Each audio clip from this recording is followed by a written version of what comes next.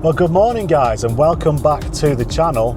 As you can see, the car's fully loaded with fishing gear, and that can mean one thing: we're back out fishing again, and we're heading to another new venue actually, which should be interesting. So I'm going to talk about the approach, I'm going to talk tactics, I'm going to bring you some tips, tricks, hopefully lots of information that many of you will find useful, and yeah, we're going to get into some big fish hopefully as well. Before we get into the video though, I'd just like to say a massive thank you to the response after my first one. It was really good. I had lots of nice messages, people subscribed, and there's lots of likes and comments, and yeah, I really appreciate the support. So I won't waffle anymore though, we'll get to the lake and then we'll carry on with the session.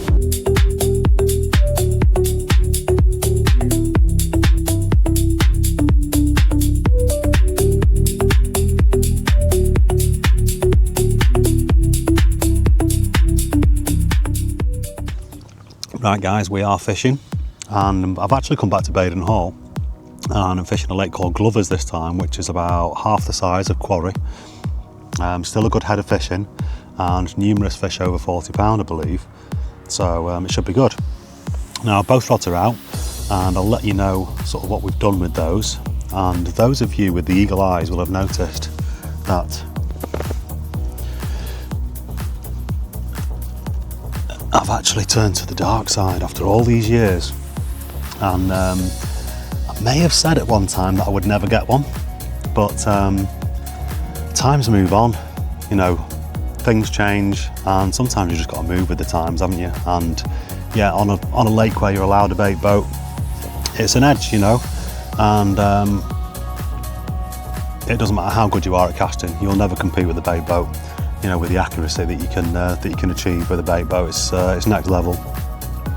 So yeah, I bought one, and it's a Deeper Quest bait boat.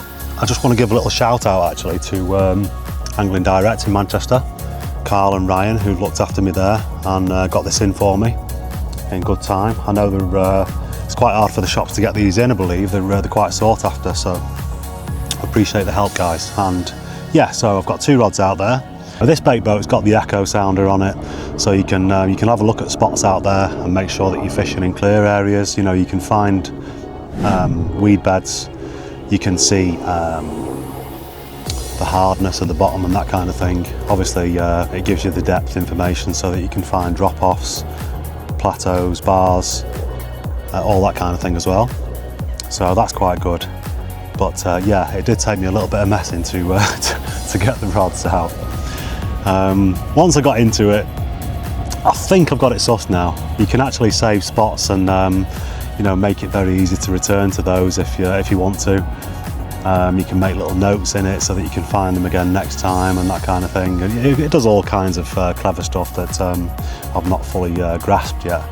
But yeah, we'll get there guys, we'll get there. So left-hand rod, I have gone with a Manila wafter, and I've put a little stick mix on there, which is Sticky's Manila Active Stick Mix, is it? Forgive me if I've said that wrong, but I will show you the bag. So I've put that, I made a little stick mix with that, and I've used the Manila Cloudy Liquid to really wet that down, which makes a really nice mix. I've used the Manila bag and spod mix, again with the Cloudy Manila Liquid mixed into that, and I've used some of that and a little bit of sweet corn in with that mix that I've dropped out of the boat. So I've only put a small amount of sweet corn in there. It's just a little fleck I want really. I don't want it to be a blatantly obvious baited spot. So yeah, that one's gone out, and they've both gone over to the far margin, by the way, which is generally how people fish on here. It just I'm not sure whether I'm too happy about that. You know, when you turn up to a lake and there's, oh yeah, everyone just fishes to the far margin. I kind of like to break the mould a little bit and look for areas where people don't fish sometimes, but it is what it is. And since the rods have been out, I have seen a fish over there, or not far away from the left-hand rod, so we'll just go with it.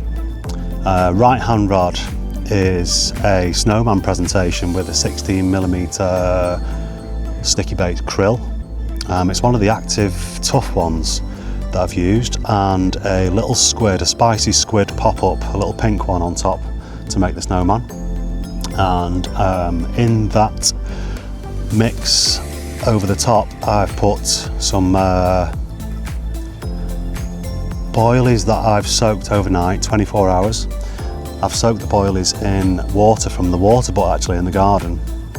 And yeah, I just think if the fish come across baits that are already sort of saturated in water, I think they'll just pick them up. They'll just pick them up over baits that are fresh, you know. So any baits that have been in the water for a longer period of time are more digestible as well. But I definitely think carp are not as wary of those baits. So I've gone with those, and I've got some different sizes of pellet in there. Some of the pellets I put in last night, so they are saturated and basically down to mush. And some of the pellets I put in today, 2mm, 4mm, 6mm and 8mm. Different kinds of pellet mixed up, and they've all gone into that mix as well. Drain the excess water off, so I've got like a really stodgy sort of mix that can go in the hopper on the boat. And yeah, that's gone over the top of that rig. One thing to mention is when I put each of the rods out, I filled both hoppers. So with the manila bait, I filled the hopper that I wanted to go over the top of the rig, and then I also filled the other hopper without a rig, and I found another clear spot just further along, and I dropped that, just the bait on its own. And yeah, it's a bit like how match anglers fish really. You sort of bait in areas that you're not actually fishing at the time. Two reasons: I can either go and fish that spot later, or I can just leave it and feed it and get fish sort of feeding on that. You know, there's obviously no rig there, they're going to eat that bait, hopefully find mine and feel more confident about eating it, and then yeah, they'll pick the rig up, fingers crossed. And I've done that with both rods. So I've essentially got 4 baited spots out there, 2 I've got rigs on. So I shall update you soon and let you know how we get on. Like I say, it was a little bit of faffing about getting the rods sorted, but they're in now, feeling quite confident. As I say, I've seen a fish and I think I just saw another one, and that is right over the spot.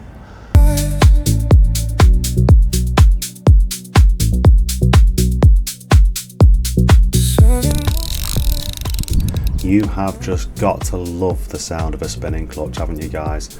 And I'm into one, and it's the left-hand rod. At this point, it's kiting left. It's taking a little bit of line, and I'm happy for it to do that just while it tires itself out. Of course, at this point, you've no idea what's on the end, and you don't want to rush things unless you need to.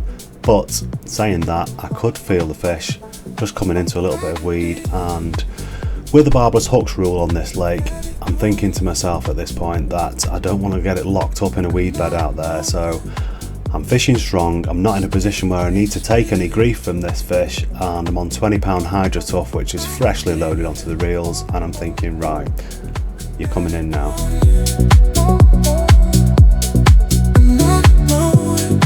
Now I'd noticed that just to the left of my swim there was a little area where I could safely land the fish without having it go near my right hand rod. The last thing you want if you've got a big fish underneath the rod tip, you don't want it going underneath the other line and causing a load of carnage. So I thought this could be the safer option. Now I can give it some side strain, keep it well clear, and hopefully land the fish without any drama.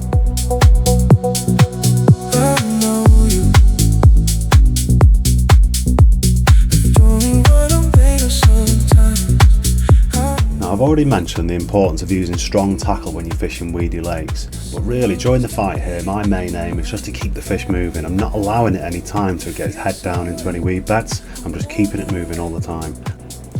Before long the fish was ready for the net, where he would have a little rest before getting some shots for you guys. Now the weed that came in with the fish was making it feel a lot heavier than what it was, but I'm sure you can agree that it's a great looking fish, a lovely dark mirror.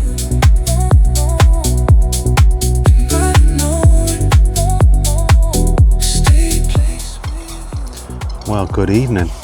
The moorhens are kicking off behind me.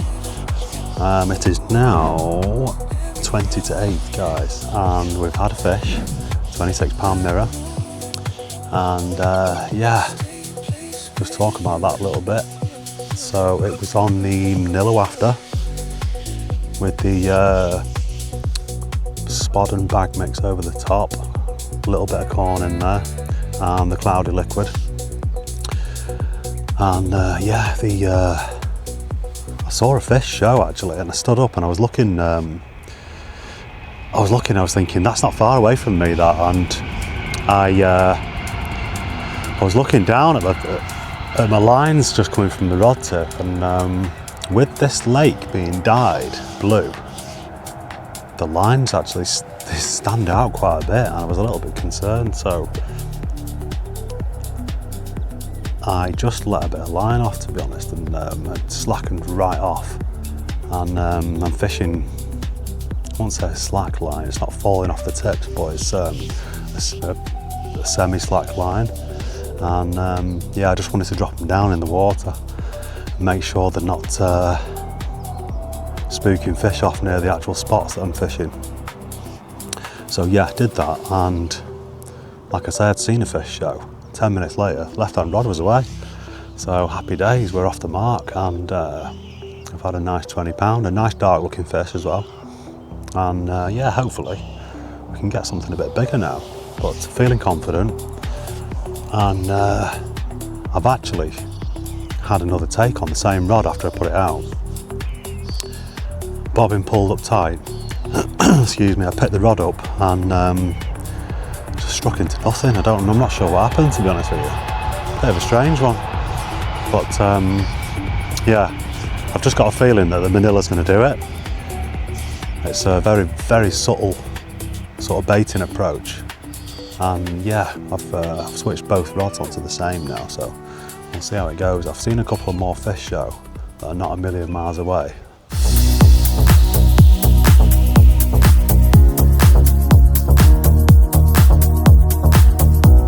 Right, so I wanted to get a shot of a fish jumping for you lovely people at home, and you will see one. I almost missed it, but it comes to the right of the screen about now. Now, shortly after the fish shows, what I want you to do is look left and to the bottom of the screen, where you'll see that there's a hatch going on.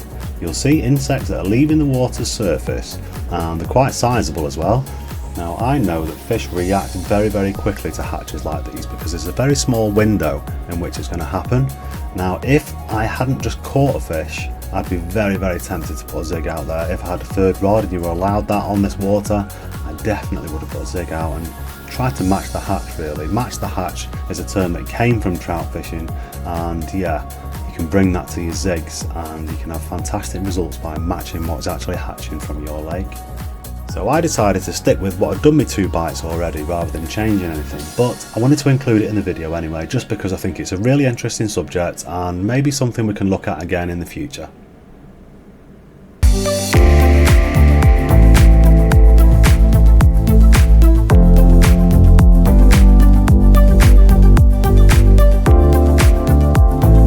Right guys, that is it for my 24-hour session on Glovers. Only the one fish, I'm afraid, but I can't really grumble, can I, to be honest? I mean, I've done 1 session on the quarry, 1 fish, 1 session on Glovers, 1 fish. Obviously I would have liked something a bit bigger. I was hopeful for more. I had that other take yesterday. After I had that first one, I had another take, and I'm pretty sure that fish managed to shed the barbless hook in a weed bed before I pretty much had a chance to do anything about it. One of those things, you can't win them all, can you?